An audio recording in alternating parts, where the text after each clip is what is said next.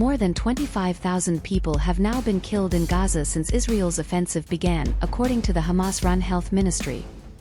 It said there had been 178 deaths in the last 24 hours, making it one of the deadliest days in the war so far. As fighting continued, Israel's Prime Minister Benjamin Netanyahu again rejected creating a Palestinian state. The White House has said the US and Israel clearly see things differently when it comes to a two-state solution.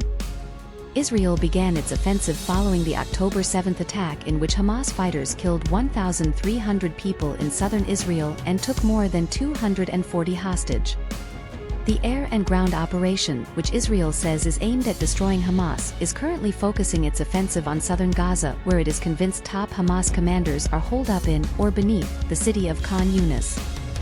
That is where the Israeli military said it had discovered another tunnel, some 830 meters, 2,700 feet, long and containing booby traps and blast doors.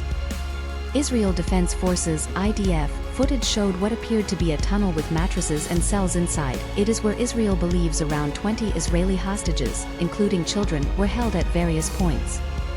None were found when the tunnel was discovered, though.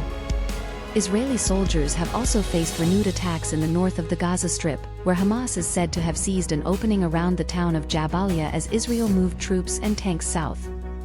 More than 3 months since the conflict erupted, Israel, whose army far outstrips Hamas capabilities, is still facing significant resistance across Gaza. U.S. intelligence agencies reportedly estimate that the Israeli military has killed 20 to 30% of Hamas fighters, which falls far short of Prime Minister Benjamin Netanyahu's stated aim of completely destroying the armed group.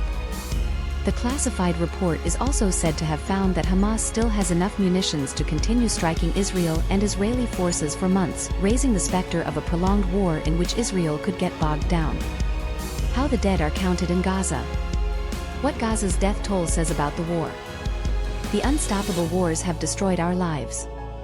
The apparent slow progress, the fact no top Hamas commander has yet been captured or killed, and the collective trauma over the 130 or so Israeli hostages still missing, is prompting growing anti-government anger in Israel.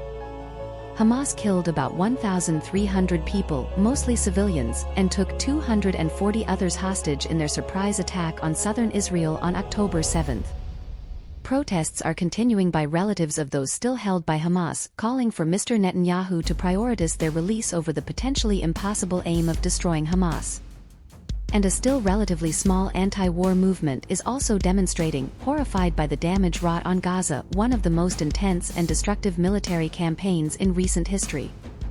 Most Israelis have rallied around their flag, but not around their prime minister, who, according to a recent poll, only 15% of the public believe should stay in office once the war ends. How it does end is the subject of growing disagreement between Mr. Netanyahu and Israel's Western allies. After speaking to U.S. President Joe Biden for the first time in almost a month, the Israeli Prime Minister reiterated his rejection of a future Palestinian state. In a post on X, formerly Twitter, he said Israel must retain security control over the entire area west of River Jordan, which also encompasses the Israeli-occupied West Bank territory. Mr. Netanyahu has been fiercely opposed to a Palestinian state throughout his political career. But by repeatedly asserting it now, an increasingly unpopular prime minister appears to be doubling down on a view that he feels chimes with the majority opinion in a nation too horrified by the attacks to countenance an independent Palestinian state. Stories of the hostages taken by Hamas from Israel. Why are Israel and Hamas fighting in Gaza? I'm not ready to lose hope, the hostages still in Gaza. His apparent fight for political survival is clashing with exasperated Israeli allies, who hope that the current bloodshed could force both sides into meaningful diplomacy over a sustainable two-state solution.